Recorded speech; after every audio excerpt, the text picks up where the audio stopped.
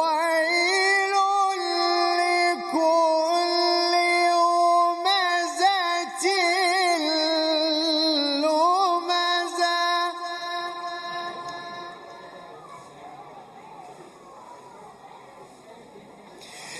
الذي جمع ماله وعدده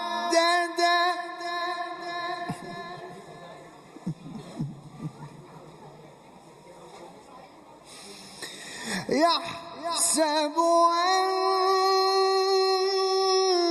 ماله أخلده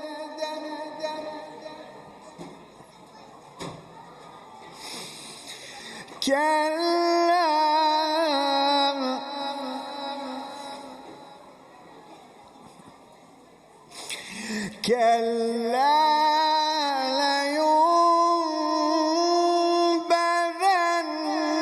لينبذن في الحطمة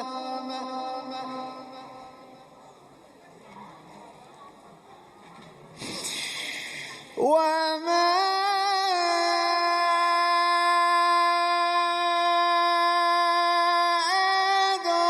أدراك ما الحطمة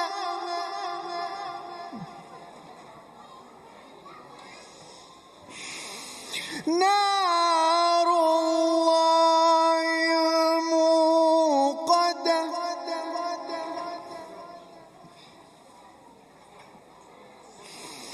نار الله الموقدة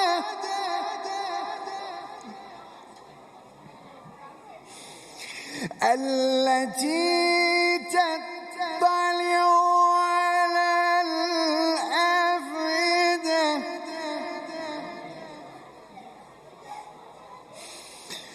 إنا عليهم مؤصدة إنا عليهم مؤصدة في عمد ممددة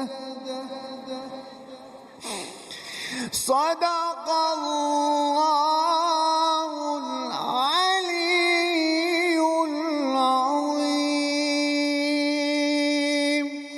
اللهم صل على محمد وآل محمد وعجل فرجهم. اللهم نور قلوبنا بالقرآن، اللهم زين أخلاقنا بالقرآن، اللهم أحينا ممات محمد وآل محمد، اللهم أحينا حياة محمد وآل محمد، ولا تفرق بيننا وبين محمد وآل محمد. إلى أرواح المؤمنين والمؤمنات، خصوصا مرحومين of this jam, inshallah, organizers, and the marhumin of our dear Moulana Abbas Mirza. May Allah bless and protect him for all these beautiful lectures he's given us, inshallah. Rahmallah man yaqra al-Fatihata ma'a as-salawat. Allahumma salli ala Muhammad wa ali Muhammad. Bismillah ar-Rahman ar-Rahim. Alhamdulillah الرحمن الرحيم مالك يوم الدين إياك نعبد وإياك نستعين اهدنا الصراط المستقيم صراط الذين أنعمت عليهم غير المغضوب عليهم ولا الضالين. صلوا على محمد وآل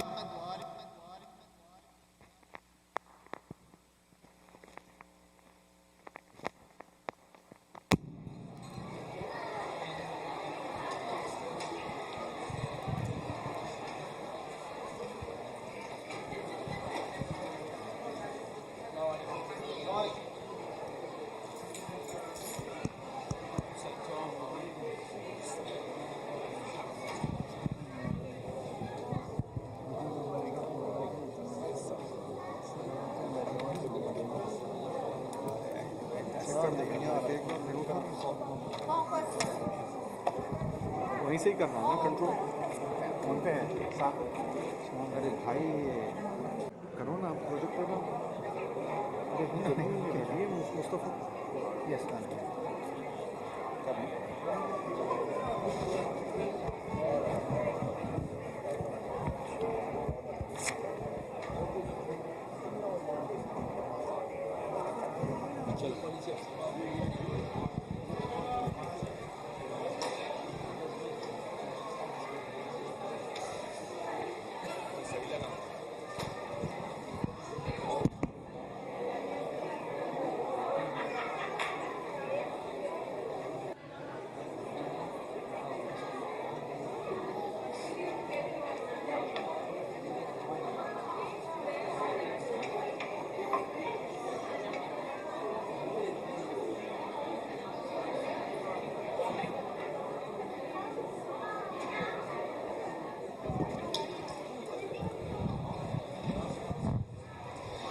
Assalamu alaikum, everybody. I'm just going to take a few minutes of your time before I call up our speaker. If you guys can bear with me for a few minutes.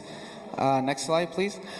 For those who are new to the community, I know a lot of you probably know a lot of this history already, but for those who are new, I'm just going to go a brief history of Saba. Alhamdulillah, the community started holding programs in the late 70s. They first purchased a home in 1983, and then in 92 they first bought their first property, first building on White Road. Alhamdulillah, in 2022, Moulana Abbas accepted his invitation to be the resident alim for this community, in which we are still receiving those blessings for him accepting that invitation. And we moved into this building in 2005. It has gone through a lot of renovation, and it is what it is, what you see now. A little bit about what Saba does. As most of you know, it's a multi-ethnic community, and these are some of the programs, some of the services that is provided by Saba, from Jummah prayers to Thursday night program, Sunday school youth programs, multiple programs in multiple languages in the month of Ramadan, Muharram, and Safar. And also a lot of different services as well: marriage counseling services, Islamic burial arrangements, children's program, young families programs, and so on. And under Saba Global, which is run by the BOT, these are just a number of different organizations that is under them, from Rise Academy to Kisa, Fatimiyya Islamic Center in Hayward, Masjid al-Rasul, Literacy International, Salam Online, UPSA, Camp Noor, and Rise University. If you'd like more information on those, please speak to any of the board members. They can give you more information and where to get more for that. The main reason why I'm up here is because all of us have felt the effect of inflation for this past year, past couple of years. The groceries in the Bay Area have gone up significantly, 20-30%. And especially in the month of Ramadan, alhamdulillah, we're blessed to have food here. We have food here for every program that is held, but the cost of that has also gone up. It used to be $5 a pound for beef. Now it's $8. Whole chicken used to be less than $11. Now it's $18. Utilities has gone up, and also because of the supply chain issues, cost of the oil and everyday items like paper and plates and everything has gone up significantly.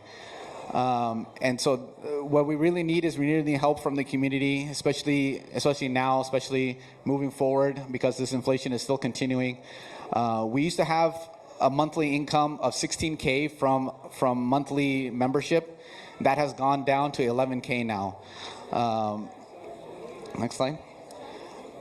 So we're really asking the community to please step up, please help as much as you can, and sign up for monthly membership. That is continuing, money that comes into Saba, which helps pay for our bills, which helps pay for these programs, for the food, for everything. We're asking that go back one. We're asking that if you're by yourself, individual, you $600 a month. If you're with your family, $1,200 a month. But that is just what our ask is. So whatever you can provide, whether it's $5, $10, $50 a month, anything that you can provide will be greatly appreciated, because that is a continuous amount that's coming in, and not just what we're asking for during fundraising events. So whatever you can do, we have a QR code. There's also a website. On the men's side, we do have a table set up there where you can sign up. for monthly membership. We really want to push this agenda forward, and really we need your guys' support to sign up for a monthly, because right now, mashallah, this community is over 2,000 families. We see it in the month of Ramadan, we see it in Muharram, but right now we only have roughly 175 people, 175 families signed up for monthly donations. So a community this size, that number should be greatly higher. So I really want your guys' support. Please, any amount that you can give on a monthly basis would be greatly appreciated. Please do take advantage. If you need to take a picture of the QR code of the website, we also have a table set up for you guys to do that. I don't want to take too much more of your time, but please do take that to heart, especially these months where, we're trying to put the best programs, the organizers are trying to put the best programs together for you guys and for us. So please do take that. Jazakallah. And we're going to continue with our program now. Sallu ala Muhammad wa ala Muhammad.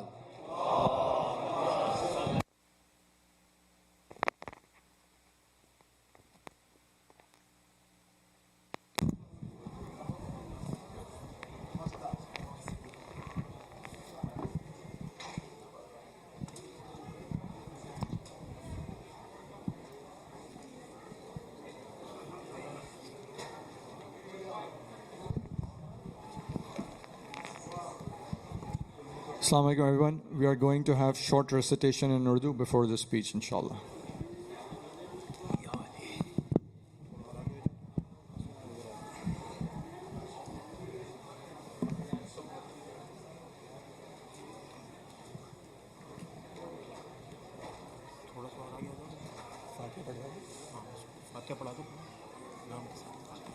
Surah Fatiha.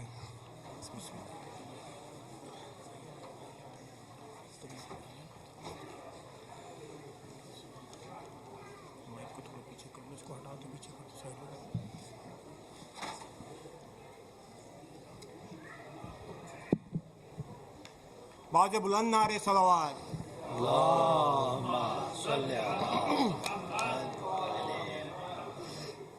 दम तोड़ गया अकबर शबीर की बाहों में दम तोड़ गया अकबर शबीर की बाहों में अंधेर हुई दुनिया सैयद की निगाहों में अंधेर हुई दुनिया सैयद की निगाहों में दम तोड़ गया अकबर शबीर की बाहों में अरमान तड़पते हैं अकबर तुझे मिलने के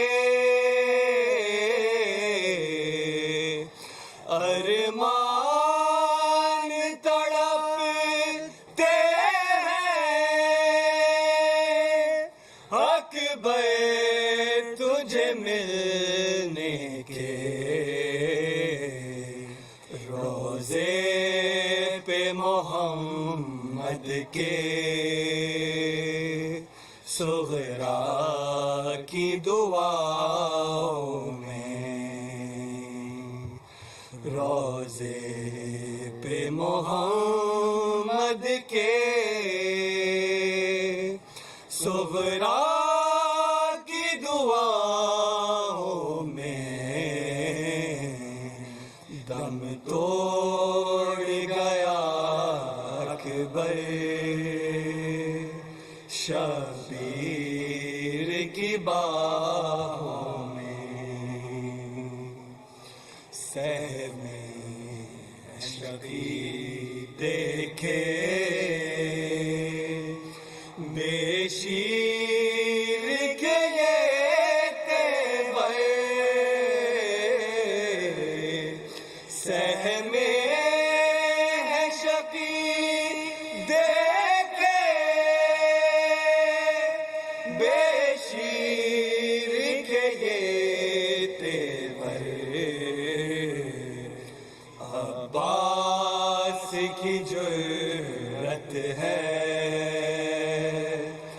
اصغر کی اداؤں میں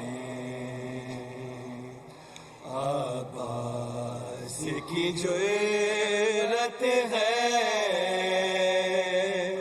اصغر کی اداؤں میں دم توڑ گیا اکبر شبیر کی باہوں میں دیکھا تیرا لاشا بے گورو کفن بن میں دیکھا ہے تیرا لاشا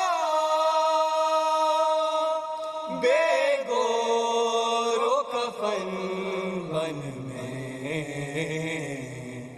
وعدہ ہوا زندگی بھر بیٹھوں گی نہ چھاؤں میں وعدہ ہوا زندگی بھر بیٹھوں گی نہ چھاؤں میں دم توڑ گیا اکبر شبیر کی باہوں میں سادات کے خیموں میں کوہرام ہوا برپا سادات کے خیموں میں کوہرام ہوا برپا اکبر کی اذان گونجی کربل کی فضاؤں میں اکبر کی اذان گونجی کربل کی فضاؤں میں دم توڑ گیا اکبر شبیر کی باہوں میں غازی کو اگر سیاد پابند نہ یوں کرتے غازی کو اگر سیاد پابند نہ یوں کرتے ہوتی نہ دفن زینب یوں شام کی راہوں میں ہوتی نہ دفن زینب یوں شام کی راہوں میں دم توڑ گیا اکبر شبیر کی باہوں میں عباس علی کیسے بھولے گی تجھے دنیا عباس علی کیسے بھولے گی تجھے دنیا مہکی ہے تیری خوشبو ہر سمت वफाओं में महकी है तेरी खुशबू हर सेंध फिजाओं में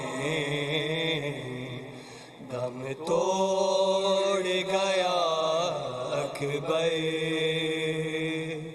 शबीर की बाहों में पर मोहम्मद व आले मोहम्मद सल्लल्लाहु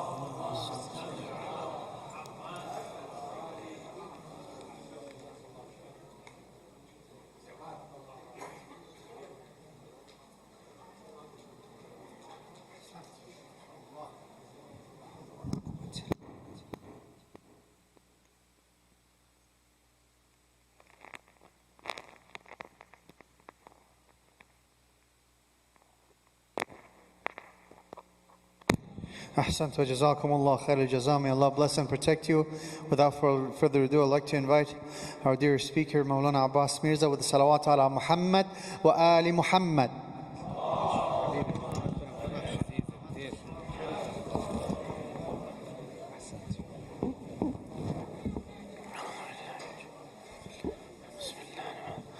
رحم الله من قرأ الفاتحة بسم الله الرحمن الرحيم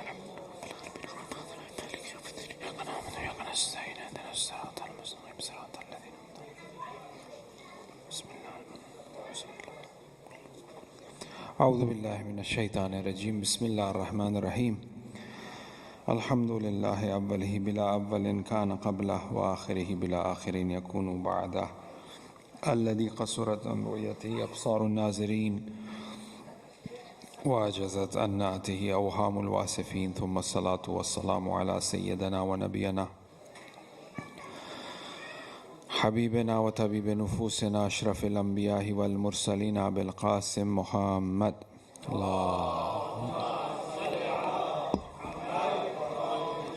وعليه الطيبين الطاهرين المعصومين المظلومين ولعنة الدائم على أعدائهم وغاصبي حقوقهم ومنكري فضائلهم أجمعين من الآن إلى قيام يوم الدين أما بعد أعظم الله أجورنا وأجوركم. Our condolences to the Imam of our time, to all of the Mu'mineen and Mu'minat on the night of the demise of Hazrat Abu Talib alayhi salam, the uncle of the Prophet. The month of Ramadan have 3 events or 3 dates which are very painful. The martyrdom of Amirul Mu'mineen, the demise of Khadijatul Kubra salamullah alayha, and the demise of Abu Talib alayhi salam. And tonight we commemorate the demise of Hazrat Abu Talib alayhi salam. Prophet lost a great supporter, which took place right after the blockade of the valley of Abu Talib. Prophet took refuge in that valley. He was confined in that valley, and the supporter of the Prophet, because of the trials and tribulations and pressure that was there in the valley, right after this blockade was broken, Hazrat Abu Talib alayhi salam passed away. And there are quite interesting records in regards to Hazrat Abu Talib's kindness towards the Prophet. It's a reminder for our youth, for our youngsters, that how important Hazrat Abu Talib played a role in protecting the Prophet. Even the act of Hazrat Abu Talib, the support of Hazrat Abu Talib and Khadijatul Kubra in the Quran is regarded as the act of God. وَالضُّحَى, in Surah Duha, it clearly says that how did Allah took care of you when you were an orphan. So Allah took care of the Prophet when he was an orphan through Abu Talib. The action of Abu Talib is considered as the action of God, because the action of Abu Talib was so pure that God is saying that I have taken care of you. In the same fashion, The Quran says when a prophet's action, when a prophet is shooting an arrow, or when somebody is giving allegiance on the hand of the prophet, Allah says this is the hand of God. You are giving the allegiance, paying the allegiance on the hand of God. But however, they're placing their hand on the hand of the prophet. So prophet have raised himself so much. When prophet is shooting, that's not prophet shooting the arrow. وَمَا رَمَيْتَ إِذْ رَمَيْتَ وَلَكِنَّ اللَّهَ رَمَى. It is Allah who is shooting the arrow. So when you were orphan, O Prophet, we took care of you. It's actually Hazrat Abu Talib who took care of the Prophet. So the action of Abu Talib, Allah is saying, is my action. Because when Abdul Muttalib, the grandfather of the Prophet, was about to leave this world, he calls Abu Talib and he hands Prophet to the hand of Abu Talib, gives in the care of Abu Talib. And since then, he took care of him till about 50 years or so, because 10 years, 40 years, he declared his messengership, and then 10 years he was in Mecca, and then migration after that. So for 50 years, Hazrat Abu Talib took care of the Prophet. And the way he took care was very fascinating. As they were enemies of the Prophet, he would put his children in the bed of the Prophet in order to protect the life of the Prophet. And this tarbiyat and this training of Abu Talib and Fatima bint Asad gave that courage and that strength to their children, Ja'far Tayyar, Ali ibn Abi Talib, to protect the Prophet, to take care of the Prophet. In one of the wasiyat, in the will of Hazrat Abu Talib alayhi salam, when he was about to leave this dunya, he mentions this. If you help me with the salawat ala Muhammad wa ala Muhammad.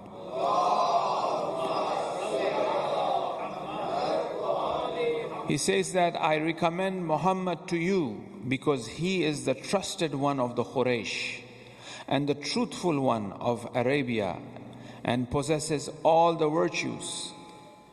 He has brought a religion which has been accepted by the hearts, but the tongues have chosen to deny it on account of fear of taunts.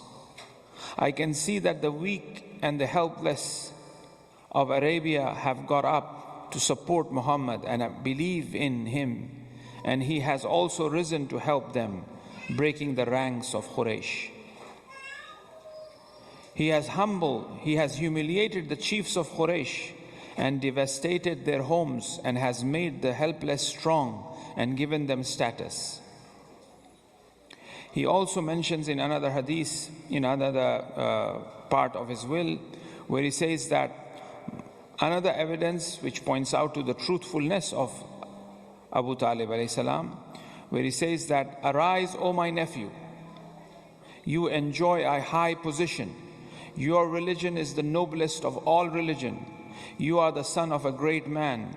If a tongue harms you, I will defend you, and sharp swords will cut off the tongues of your enemies. By Allah, the Arabs will be as meek before you as the offspring of an animal is before its mother. Abu Talib accepted the prophecy of the Prophet. Abu Talib was the one who took the proposal from Khadija to the Prophet. Abu Talib was the one who recited the nikah of the Prophet. Fatima bint Asad, who declared Islam openly, was wife of Abu Talib after declaring that. Where in Islam, if this type of situation happens, the nikah becomes batil, it's void. But she stayed the wife of Abu Talib. That was the strategy of Hazrat Abu Talib, that he did not declare openly. And that's why the sixth Imam says that the Iman of Abu Talib is like the Iman of the people of the cave, the Ashab Kahf, who did not declare their Iman, but they were on that belief of Tawheed. So the Iman of Abu Talib, and as a matter of fact, the Iman of Abu Talib and the iman that is concealed has a more powerful element rather than the iman that is declared. And Hazrat Abu Talib played that role where he concealed that iman and protected the life of the Prophet. In order for the message of Islam to spread in the beginning, there was support required outwardly, support required inwardly. Hazrat Hamza declared Islam and supported outwardly. Hazrat Abu Talib did not declare outwardly but protected the Prophet inwardly. So there isn't any, unfortunately, there are critics and doubts being raised in regards to the iman of Abu Talib. But when you look at the life of Abu Talib, you would find that this is completely wrong to raise a question in regards to the iman, in regards to the belief of Abu Talib, that he wasn't a believer. So therefore, Prophet loses Hazrat Abu Talib right after the blockade of the valley of Abu Talib, where they have taken refuge in the month of Ramadan. And he had called the year in which he lost Abu Talib and also Khadijatul Kubra as the year of sorrow, because in 1 year he lost these two great supporters. And it became very difficult for the Prophet, eventually to the point where they had the Pact of Aqaba, people coming from Medina to Mecca and inviting the Prophet to Mecca. Right after this, there's the migration takes place. A new door opens for the Prophet, because till that time, as he was in Mecca, he was protected by Abu Talib, strongly protected by Abu Talib. And the reason why these critics and doubts is being raised onto the iman of Abu Talib is in order to bring down the status of Abu Talib alayhi salam, of the children of Abu Talib alayhi salam, and in order to bring them to the level of some of the other uncles of the Prophet who had no iman upon the Prophet. And this is the strategy that we have seen in the past, and still we see that they bring down the levels of Ahlul Bayt alayhi salam. So therefore, remembrance of Hazrat Abu Talib, the belief in the belief that Hazrat Abu Talib was on iman is part and parcel of our belief system. That we believe in Hazrat Amina salamullah alayha was somebody who was a mu'mina, and on her iman also doubts are being raised, questions are being raised that no, she died a death of jahiliyyah, na'udhu billah. And the same for Hazrat Abu Talib alayhi salam. So the belief in Hazrat Abu Talib's iman and the iman of Hazrat Amina salamullah alayha is part and parcel of our creed, is part and parcel of our belief system. Salawat ala Muhammad wa ali Muhammad.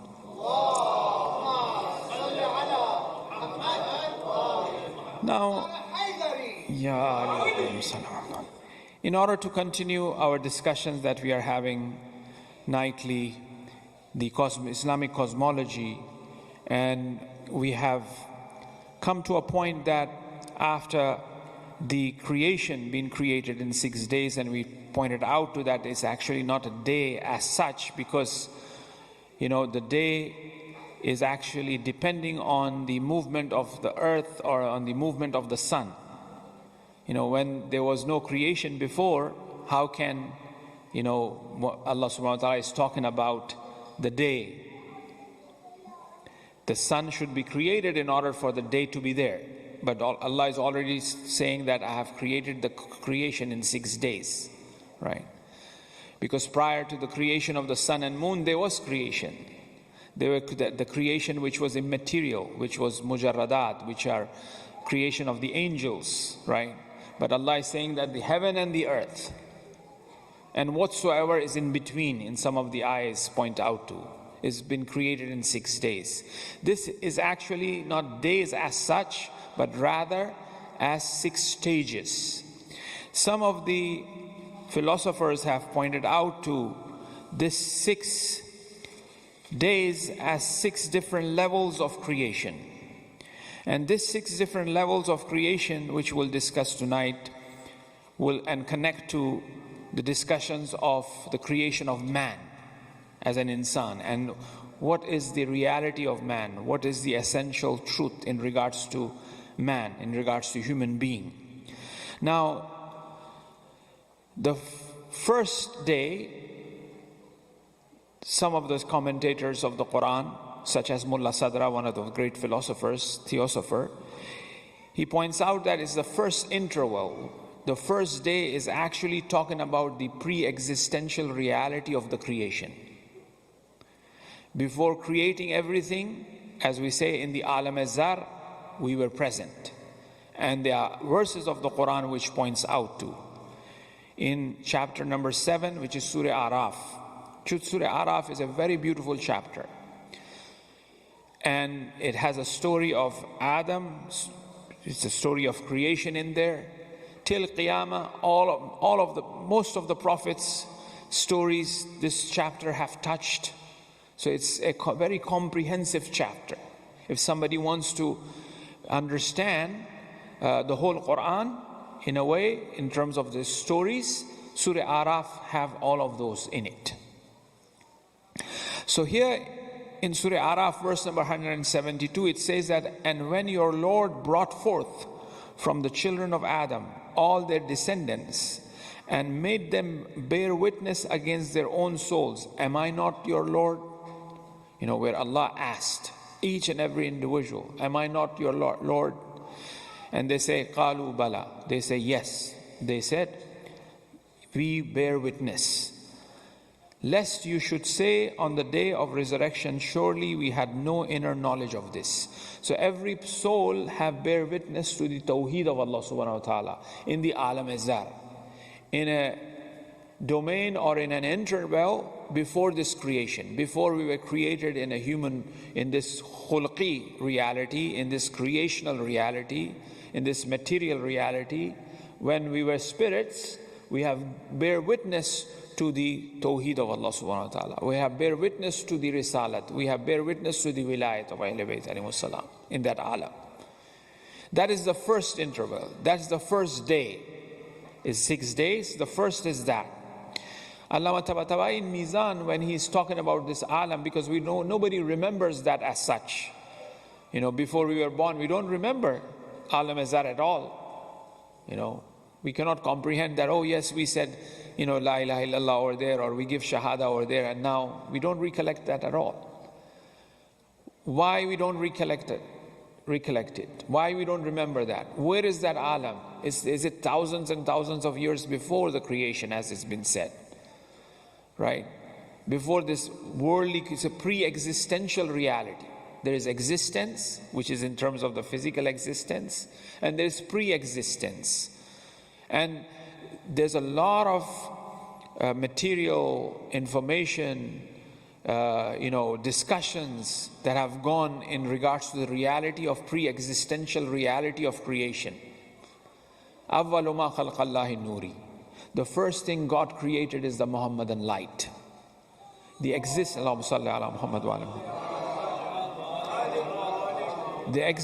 Ahlul Bayt, the existence of Wilayat, the existence of Muhammadan light, before even the Prophet was born into this dunya, have been pointed out to in the narrations, in the narratives. We have that.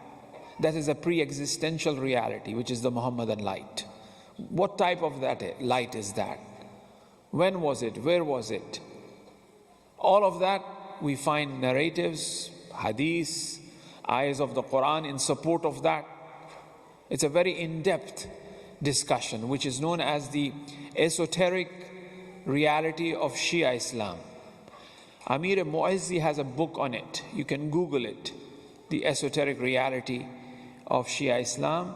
Early esotericism in Shia Islam. Early esotericism, that's the book of Amir Mu'izzi. It's been translated from French to English. There's a PDF on Google, you'll find it somewhere. This book discusses that in detail, right? Now, Allama Tabatabai, in regards to the Alam Azhar, he says that this Alam Azhar is actually parallel in the vertical sense to this creation. You know how this creation, this earth is on this level here? Exactly parallel to it, there's this world which is the world of Alam Azhar. we are dwelling in that world at the same time. Every action that we are performing here first comes in that alam and then comes to this world. It kind of descends. As the Quran also points out to, وَإِن مِّن شَيْءٍ إِنْدَنَا خَزَائِنٌ. Near us there are treasures. Where are these treasures? These treasures are beyond this physical world. And from these treasures we have sent بِقَدْرِ مَعْلُومٍ.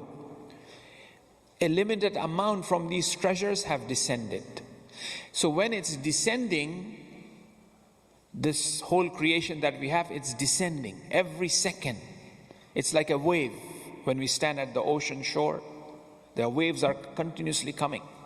So the same way, from these treasures, Allah subhanahu wa ta'ala is continuously sending the beauty, sending the rizq, sending what we have in this physical world. And that is why at the time of Prophet Nabi Sulaiman, there were ajinna, there were jinns who would fly towards the heaven in order to decode what is the future of me. And the person, for example, who have that power to send the jinns, I go to that person and then I ask him, what's my future? So they will say, okay, wait. They will throw the dice or they will lose some stuff and the jinns will go up because my future is still descending from that alam. So these ajinna would go up, would read and decode what's my future and come quickly and inform this person, this magician or whatever. And he will tell me, this is what's going to happen for you. And it will that will happen because it's still descending. After Nabi Isa alayhi salam, the pathways to the heaven was closed. They could go only to the fourth heaven. After the Prophet, it was just the first heaven they could go to. The pathway was completely closed. They couldn't go higher to decode what is descending. And that is why some of the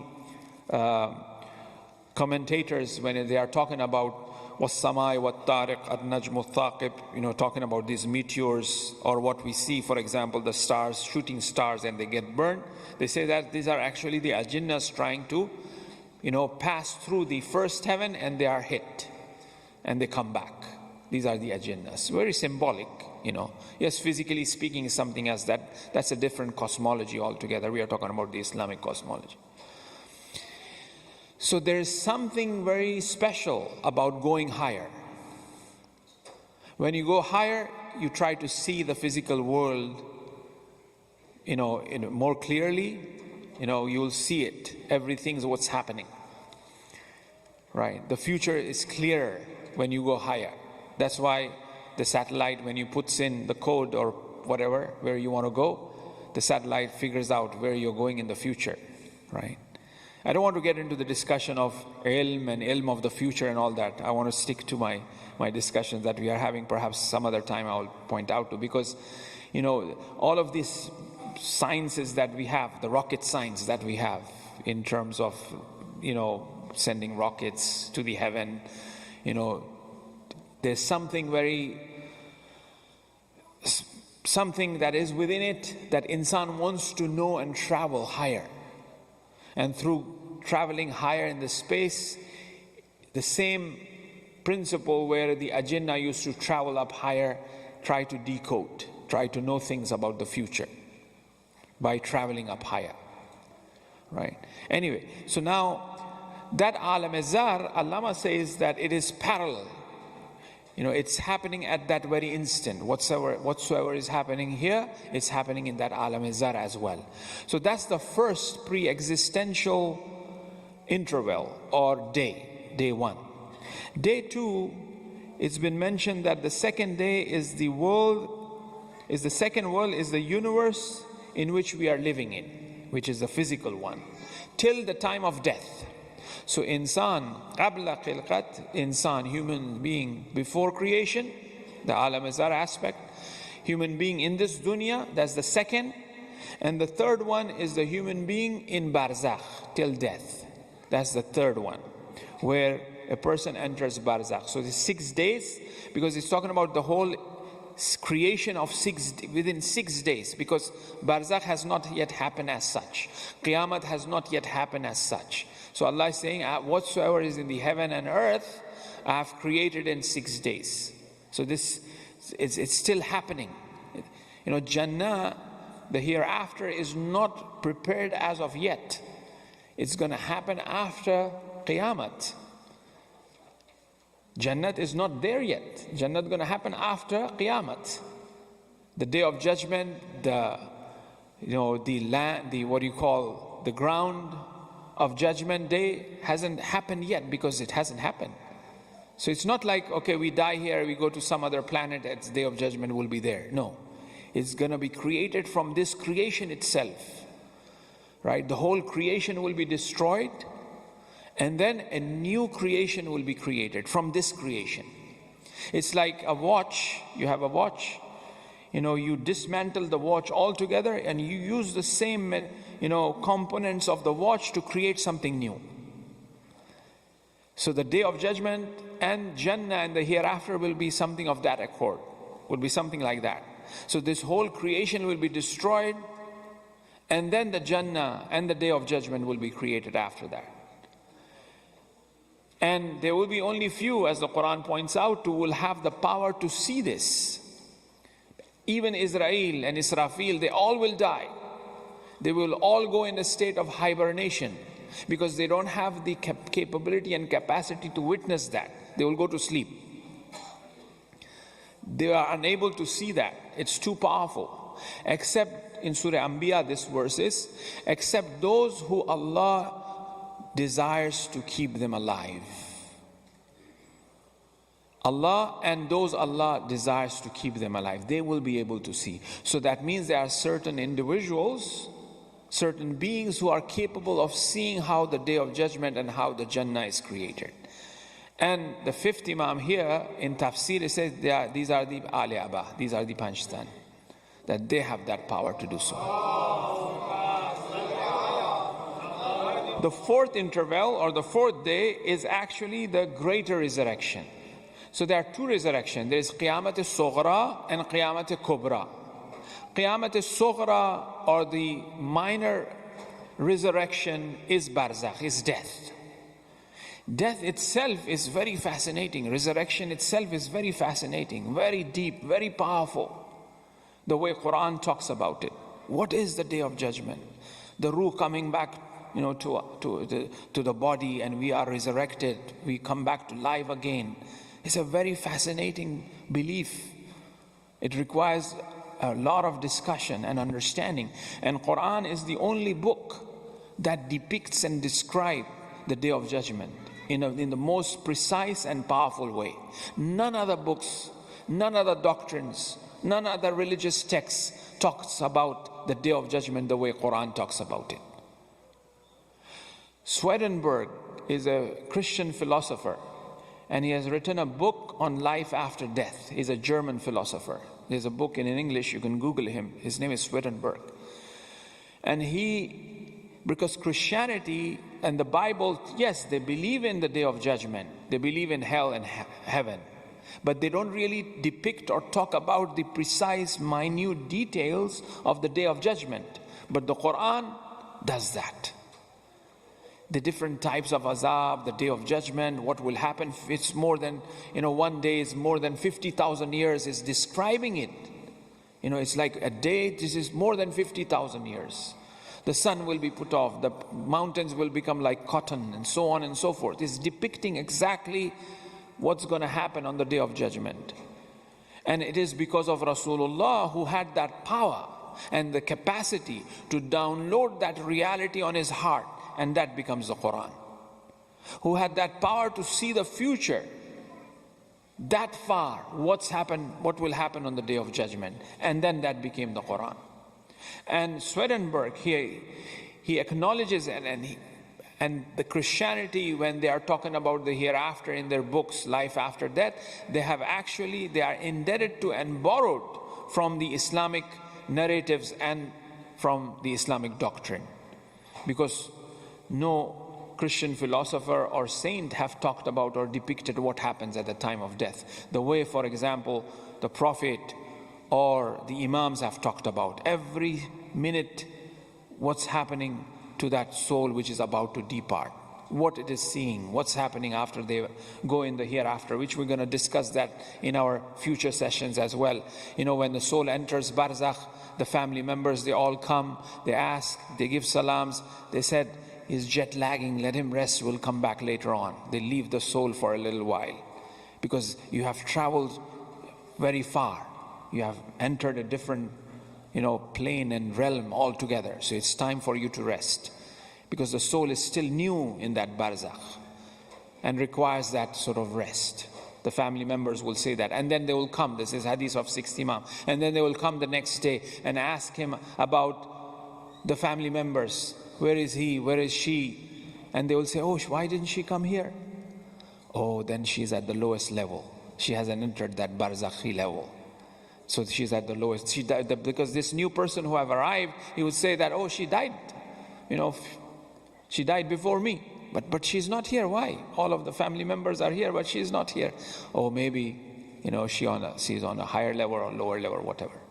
So that is the Qiyamat al-Sughra, or the minor resurrection. Resurrection is where the truth is resurrected. So when a person dies, the truth is resurrected on the minor level, barzakh.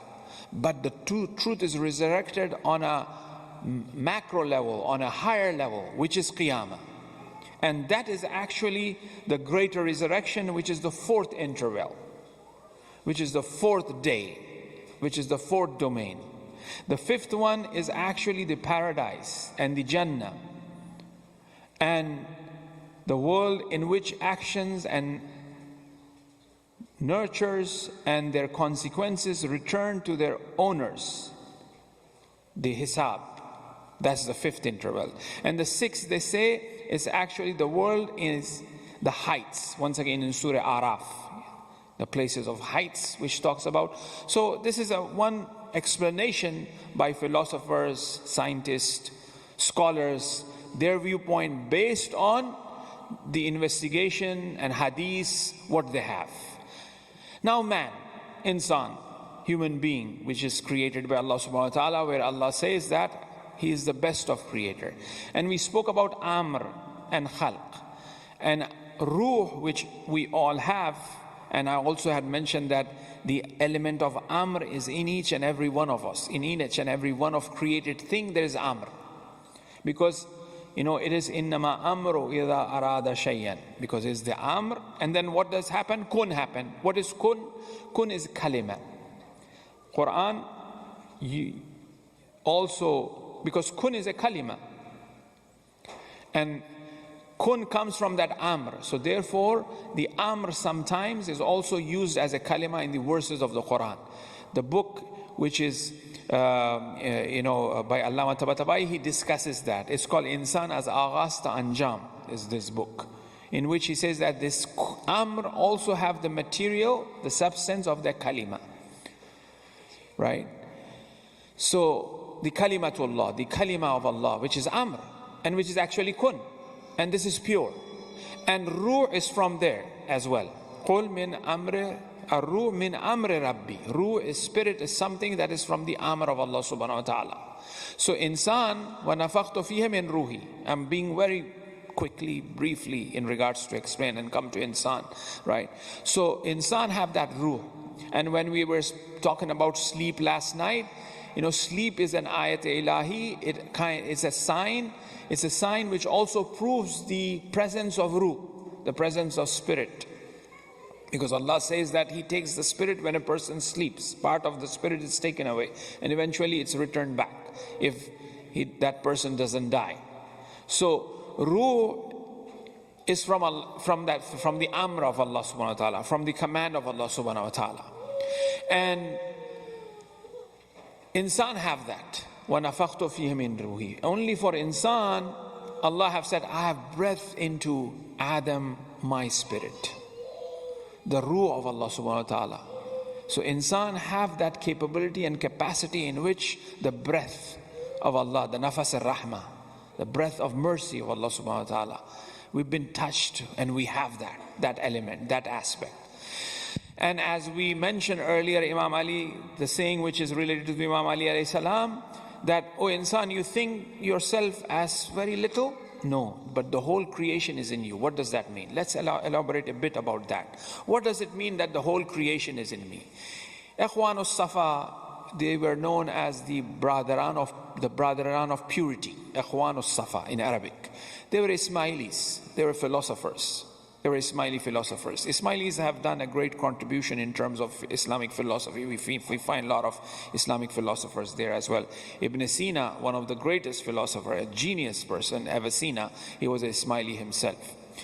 So Ikhwan also talks about it, or when Imam Ali alayhi salam is mentioning that the whole creation is in you.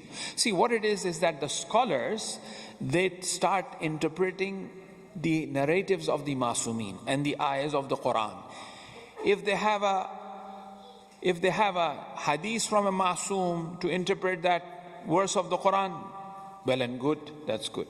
But for example, if it isn't not there, then it requires a philosopher to think about it. Like for example, this hadith, oh, you think yourself as little? No, everything is, the whole universe is in you. What does that mean? Whole universe is in me. It means that I have the element of water in me. I have the element of minerals in me. I have the element of vegetative kingdom in me. I have the element of animals in me. Everything that is created. You know, universe, the creation is full of opposites. There is fire and there is water. But it is insan which contains the fire and water together in one. How beautiful is that? How powerful is that? Because insan is made of these elements: fire, water, earth, and air. These are the four elements that is in insan. Ikhwan discusses this. Other philosopher talks about that as well. So we are made out of fire. Fire is in us.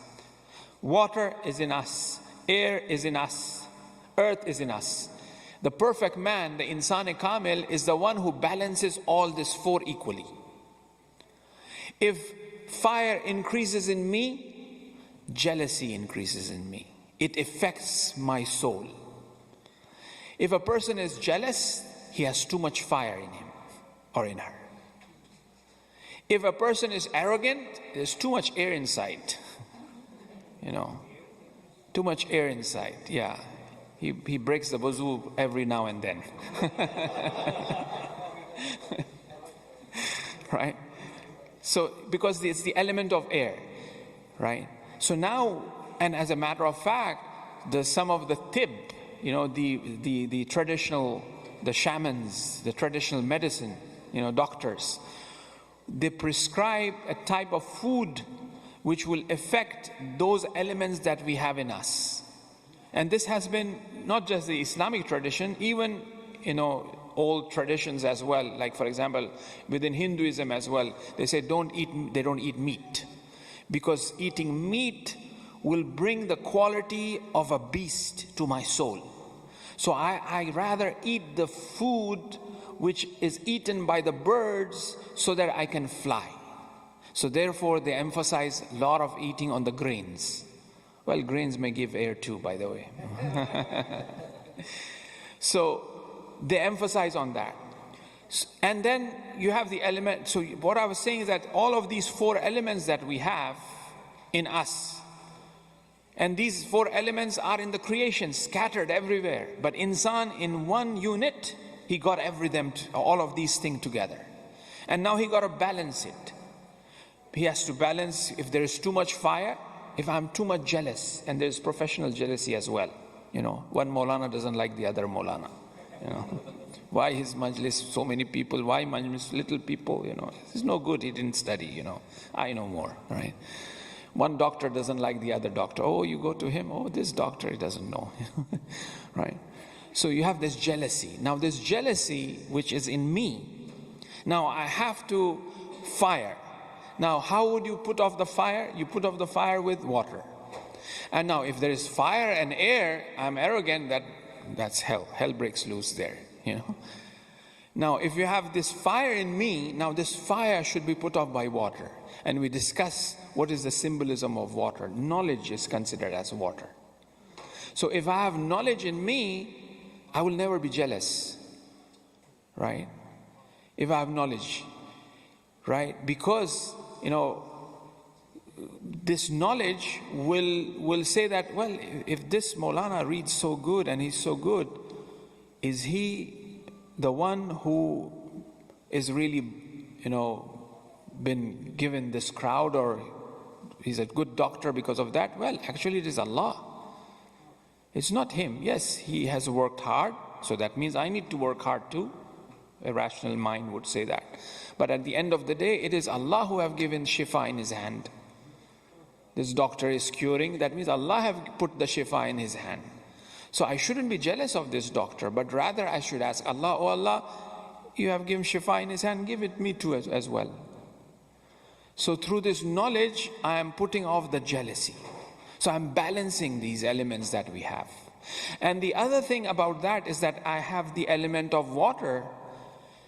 And Sina discusses this as well, and other scholars as well. And Imam Sajjad alayhi salam in Saif Sajjadiyah says that Allah created the creation, this is in the first dua. And then He placed this creation on the path of love. He created the creation, and after creating the creation in Saif Sajjadiyah, first dua, He has placed the creation on the path of love. So the creation is on the path of love. And the sixth Imam says, Halid din illa al-hub, is religion other than love? Religion is love. So there is an element of love of man with the creation that is outside. The relationship that man have with the creation is love relationship.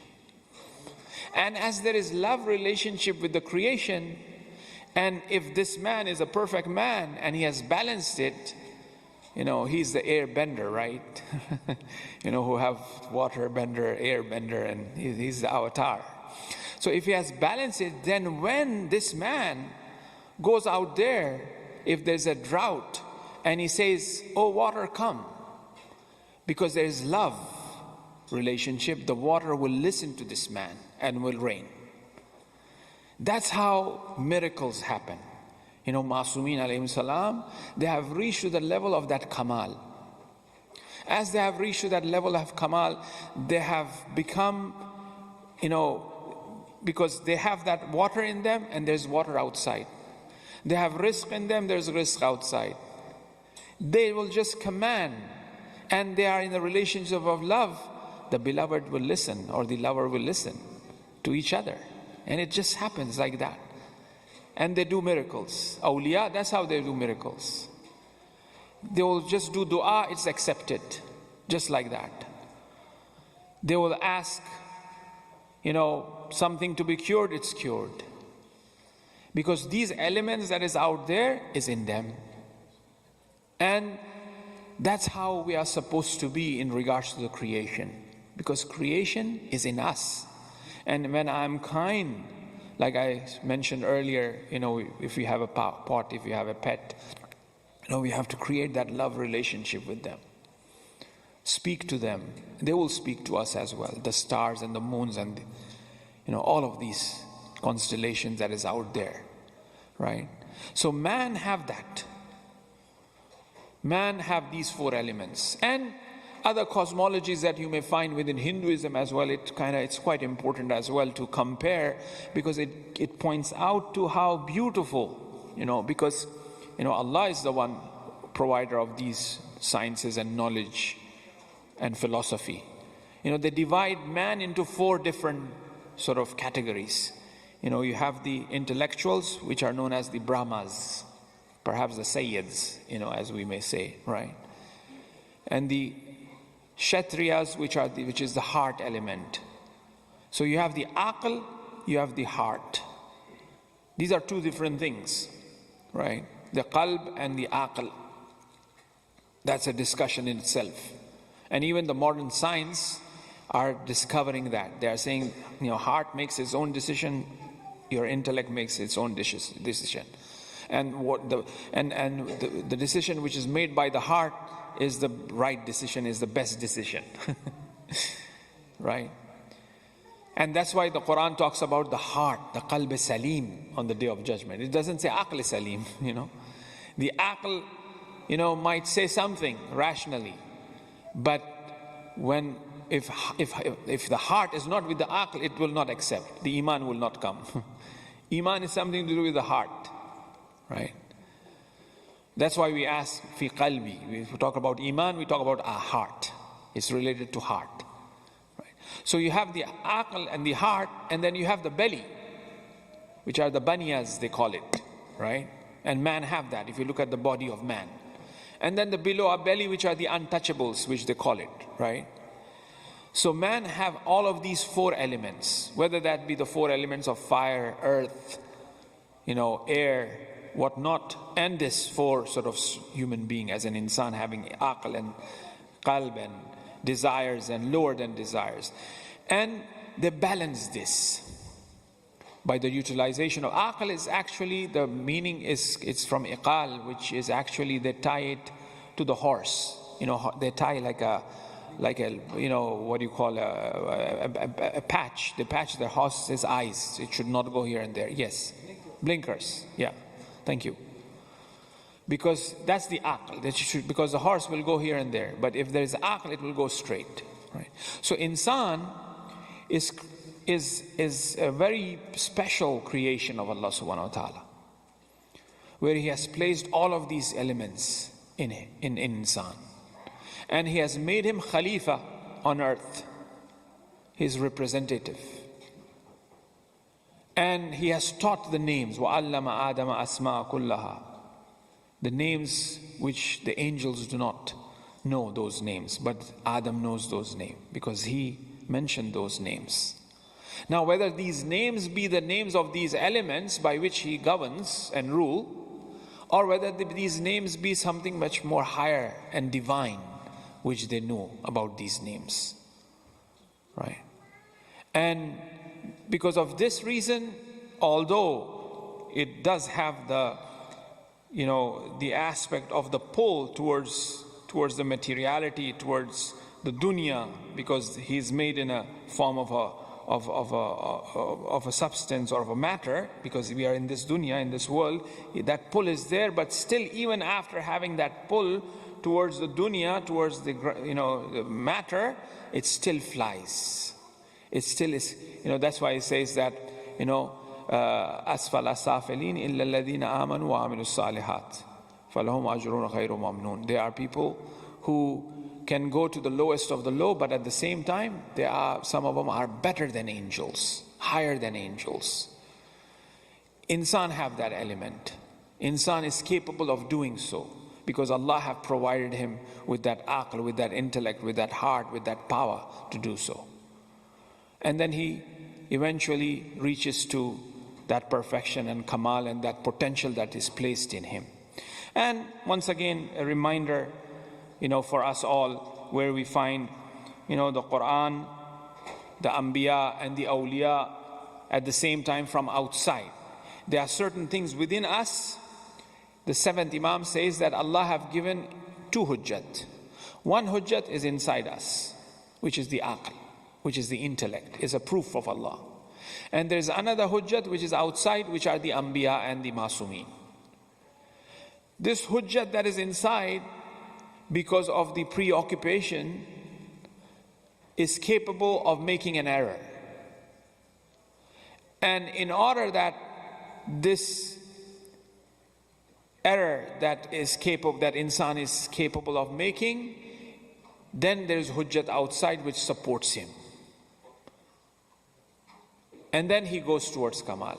If so be the case that, hypothetically speaking, that in a place where there is no Nabi being sent there, no Wali being sent there, the hujjat that this man been given, which is the aql, that is capable enough for Allah to judge him. Because fitratan, from a point of view of the fitra, the intrinsic nature of man, the hujjat that is inside will always side towards haqq and truth. It goes back to the qalubala aspect, where he has accepted, that Allah exists. That's why narrations also point out to, the Prophet says that every person who is born, he's born on the fitrat tawheed. He's born a Muslim. He's born a Muslim. He's born on that fitrah, on that pure fitrah, believing in that God, right? And then it is actually the surroundings that kind of, deviate him, or, affect him, impact him on his decision making. And he changes. Then when he realizes the truth, he will come back to that nature of fitrah. So this is insan in this dunya. When he was created, when Adam was created, they say that the angels looked at it and Allah asked them to do sajda. They did not do sajda, right? Shaitan did not do sajda. The angel said that, oh, this man is gonna create a lot of bloodshed and corruption and this and that and the other, because they have seen human-like beings and creatures living on earth who have created corruption. They were considered as the nisnas and the nas before they were existing. Perhaps from a scientific calculation, they may be the Homo habilis and Neanderthal and the previous creation that dwell on earth. And then Homo sapiens came about, which is insan, which is Adam. And as a matter of fact, there are a number of narrations from the sixth Imam. They asked that, what was there before Adam? Imam said there was another Adam. What was there before that Adam? There were another Adam. He said there were 70 Adams before this Adam being created. And then he said, this is the last Adam, right? So don't think that, you are the only Adam. There were Adams before you as well. The Imam have pointed out to. This is how powerful Allah subhanahu wa ta'ala, that's His beauty. In another narration, it says that there are angels doing ruku. They don't even know that Adam is created and the dunya is running, because they are still in ruku. They are still in ruku worshipping Allah subhanahu wa ta'ala. They are completely unaware of what's happening. Right? This is Allah, the powerful. Right? So then, inshallah, what we can do is look at death and barzakh in our next discussion, because we are looking at the some of the phenomena on a deeper level, which we are talking about, which we have named it as Islamic cosmology. It's a Thursday night, Shab Jummeh, eve of the ziyarat of Abu Abdullah al-Hussein alayhi salam, and so much emphasis being played by spiritual masters upon the ziyarat of Imam Hussein alayhi salam. Sayyid Ali Qazi, Allama Tabatabai, they say that two things which will make insan reach kamal, perfection. One is the Quran and the other is Abu Abdullah al-Hussein. Without these two things, one will be unable to conquer the fort of Tawheed. Because as we say, it's a journey of Tawheed. In the nutshell, everything is nothing but we understand what Tawheed is. We feel that presence of Allah subhanahu wa ta'ala and see أَيْنَمَا تُوَلُّ فَثَمَّ وَجْهُ اللَّهِ or أَيْنَمَا كُنْتُمْ وَهُوَ مَعَكُمْ. That sort of presence should be felt. That Tawheed should be felt. We are still in a state of duality and multiplicity. This multiplicity should go away, where it becomes مَا رَأَيْتُ إِلَّا جَمِيلًا. That's how it should be. And this is a journey, whether that be in this dunya, perhaps glimpse of it, it may happen for a second or few seconds for people like us. Maybe in barzakh, maybe on the day of judgment, maybe in the hereafter, right? It will happen. And the medium of it is through Abu Abdullah. They asked Sayyid Ali Qazi Tabatabai, Sayyid Ali Qazi Tabatabai, the teacher of Allama Tabatabai, who have emphasized so much on Ziyarat Ashura.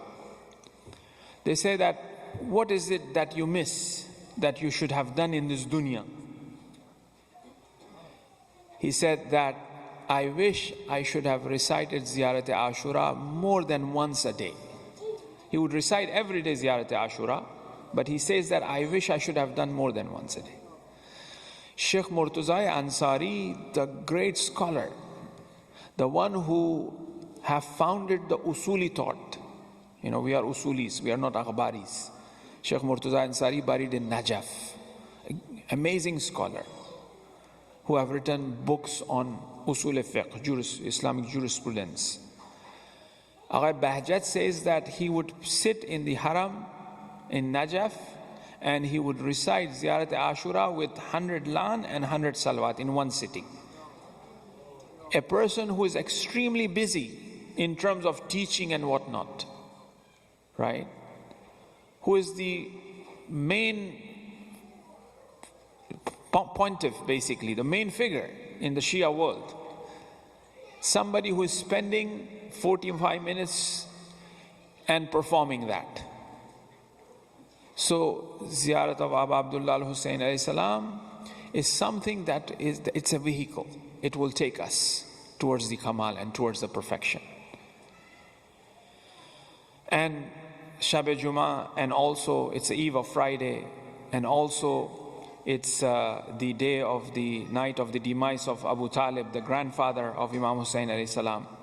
Sayyid Ali Qazi and Agha Bahjat also have mentioned that every Thursday have zikr musibat of Imam Hussein alayhi salam. Either attend to a majlis of Imam Hussein, where there is zikr musibat is there, or at your house, bring your children, sit with them and do the zikr musibat of Imam Hussein. To remember the sacrifice of Imam Hussein alayhi salam, that how difficult it was for him. If we look at the safar of Imam Hussein, the journey of Imam Hussein from Rajab, he reached in early days of Ramadan in Makkah. He's in Makkah. And he was visited every day by different ashab and scholars.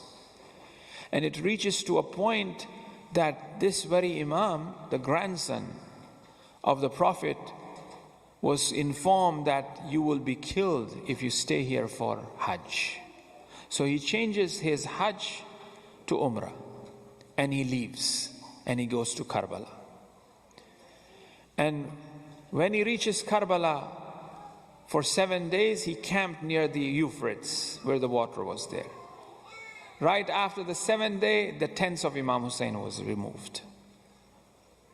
And then he was surrounded by the enemies, all alone. And it goes to the extent that this grandson of Imam Hussein, grandson of the Prophet, this grandson of the Prophet's body lying on the ground, and Umar Asad says that who is there to gallop the horses on the body of Hussein? And Zainab comes and says, is there anyone to claim the body of Hussein? To claim the body of the son of Zahra? And then they did not stop. They brought special horses, special steeds were brought in order to gallop over the body of Imam Hussein alayhi salam. And then on the 11th, when the captives were taken from Karbala, here Zainab sees the body of Hussein, because they took the captives through the Qatlgah, through the place where the body of Imam Hussein alayhi salam was there. And when Zainab looks at it, because in Ziyarat in Ahya, the 12th Imam says that, my salutation to the Imam who had no head on its body and who had no clothes on his body. My salutations to that Imam. Because it was the head of Imam Hussein which was severed first and taken, and later on the heads of the other shuhada were taken.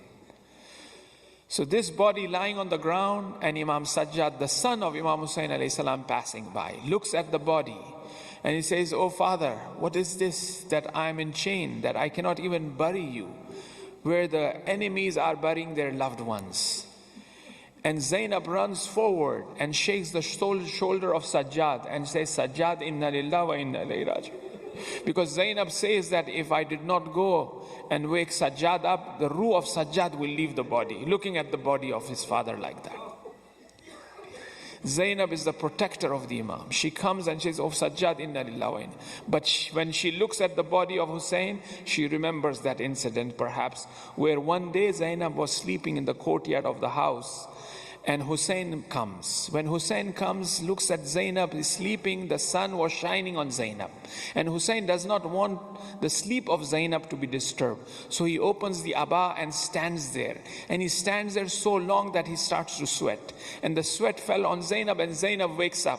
And look at the brother standing and protecting with the abba spread. And Zainab says that, "Oh brother, if I had my chadar, I would have spread all your body."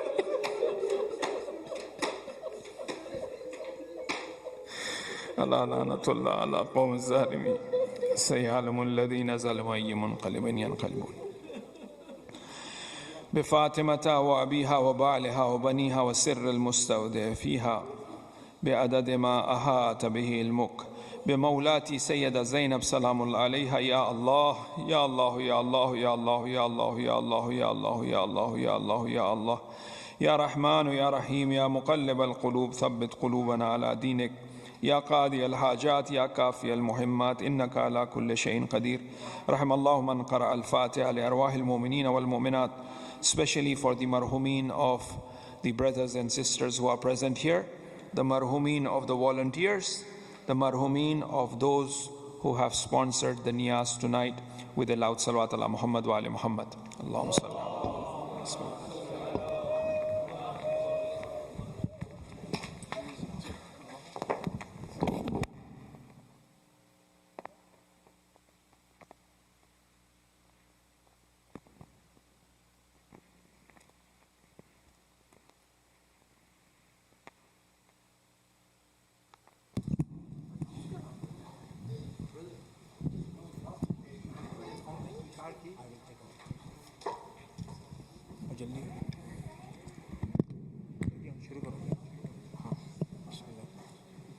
Ya Hussein, Ya Hussein, Ya Hussein. کڑیل جوان کی لاش پر کہتا رہا رو کر